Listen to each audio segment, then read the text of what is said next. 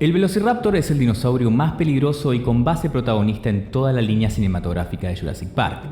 Este dromeosaurio es uno de los ejemplos más claros de dimorfismo sexual y variaciones genéticas dentro de la continuidad debido a sus diseños a lo largo de toda la franquicia, no solo en las mismas películas, sino en el propio material base. Al igual que otros animales, encontraremos explicación dentro del material de preproducción, así como el estudio de la vida animal. Es por ello que empezaremos con los diseños clásicos, que el fandom ha bautizado como Lowlanders o 1.0.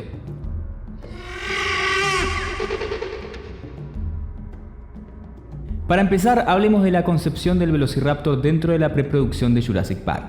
El Velociraptor fue uno de los primeros dinosaurios seleccionados para su participación fija dentro de la adaptación fílmica. Sus diseños variaron desde 1991 en las etapas iniciales de preproducción, originalmente con el nombre de Deinonychus. Estos fueron diseñados por varios ilustradores de renombre como Mark Hallett, John Gurch, Tim Lawrence y el director de arte para el film John Bell, que propusieron diseños primordiales basados fundamentalmente en los esquemas e hipótesis proporcionadas por el paleontólogo Gregory S. Paul, que además ya había ayudado al propio Michael Crichton dentro de su relato textual del animal plasmado en su novela. No fue hasta principios de 1992, en la contratación del equipo de Stan Winston para el ensamble y diseño de las criaturas, que se estableció una forma directa para el Velociraptor, proporcionadas directamente el ilustrador Mark Crash McGrady y el escultor Paul Mejías, formándose a través de las mismas ideas propuestas por Greg Paul, completadas por el trabajo artístico ya fundamentado del primer grupo de arte y la asesoría directa de Jack Horner, creando una mezcla que formaron la base fundamental del Velociraptor de Jurassic Park. Durante la fase de preproducción de maquetas y modelos dentro del Stan Winston Studios e Industrial Light Magic,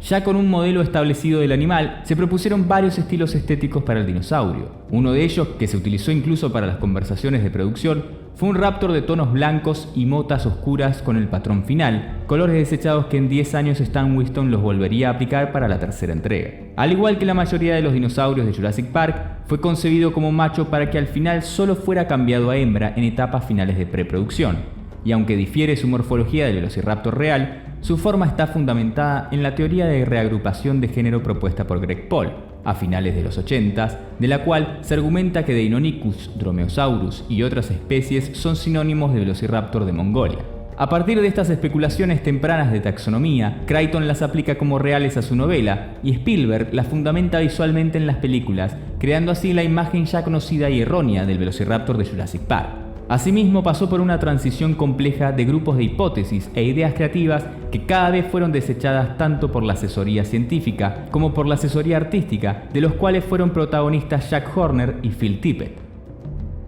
Sin embargo, el animal pasó desde diseños extravagantes como el sacar la lengua como una serpiente hasta conceptos más fieles de la novela. Esto se puede reflejar mucho en los conceptos de arte de los variados artistas que trabajaron con el Raptor. Asimismo por los implementados por Henderson para el mural, para que al final de la preproducción se decidiera que su coloración sea una versión realista de las coloraciones propuestas por Michael Crichton en su libro. Dentro de la selección formal de la película, la coloración de las hembras de Velociraptor poseen un color amarillo ocre en tonos beige de fondo, con un leve moteado marrón en tonos rojizos, con detalles en diferentes niveles de tonos sobre el cuerpo. Asimismo, el nivel de las tonalidades y detalles estéticos varían según el individuo del sexo, algo que el equipo de arte de Stan Winston ya había tomado como base desde la primera película, haciendo que cada animatrónica y modelo creado para los 3 especímenes de Raptor dentro de la película tuvieran diferencias leves para diferenciarlos. Otro ejemplo visual de la independencia natural se observa en mayor grado en The Lost World Jurassic Park, donde luce una hembra que comparte el mismo patrón y coloración, pero con detalles sutiles que parten de cambiar el moteado de formas largas a directamente líneas parcialmente tenues del mismo tono.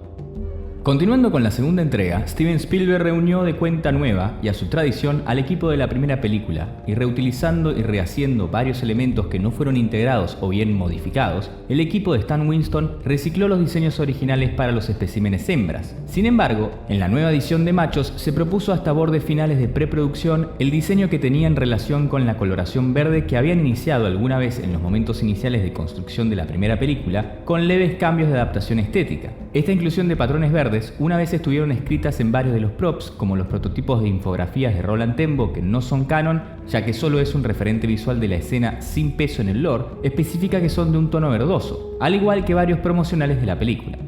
Tiempo después, en mediados de preproducción, a solo pocos meses de iniciar a filmar, decidieron dar elementos más concretos para diferenciar el macho de una hembra, basados mayormente en la continuidad a los elementos propuestos en su anterior película y además reinterpretando el diseño propuesto por Michael Crichton en su secuela de mismo nombre, y orientando el diseño del macho similar a las de los tigres, de un tono anaranjado y un atigrado negro, cuencas oculares en tonos púrpuras, así como ojos de color verde o amarillos con leves cambios de grosor de las líneas. A diferencia de otros animales de la franquicia, los velociraptor viven en grupos matriarcales, donde una hembra dirige la manada, coordina grupos de cacería y mantienen control de jerarquías en sus grupos, teniendo entre 3 a 6 subordinados que pueden combatir por dominio si es requerido o se tratase de un grupo distante. Estos patrones se asimilan a una liga de conducta de félidos, especialmente leones. Una de las características de extrema importancia fundamentada en los raptores es su capacidad reproductiva. Estos animales, a pesar de su necesidad de jerarquía y su frecuencia común entre ambos géneros sexuales, al ser criaturas con complemento genético, tienen la capacidad de desarrollo a través de partenogénesis, donde una población individual específica de hembras, para la supervivencia de la especie, puede desarrollar propia inseminación y lograr fecundarse. Este fundamento se ve reforzado a los comportamientos sexuales de algunos animales, como la rana de los juncos africana, Hiperolius viridiflavus, ya mencionada dentro del canon fílmico, así como el dragón barbudo australiano, Pogona viticeps, y varanos de Komodo, Varanus komodensis. Pese a su capacidad de reproducción asexual, las poblaciones de Isla Sorna, contraria al grupo encontrado en Isla Nublar, se forman por grupos de ambos sexos, ya que en tiempos del milagro de clonación por InGen entre 1986 y 1993, se lograron clonar especímenes macho tanto como hembras dentro de las instalaciones del sitio B, logrando una población de conductas estables de sociabilización. Hablar de esta especie requiere más de un video. Es por ello que seguiremos con sus demás versiones como la 2.0 y las del proyecto Ibris en próximas partes. Así que suscríbanse, activen la campanita y recuerden, la vida siempre se abre camino.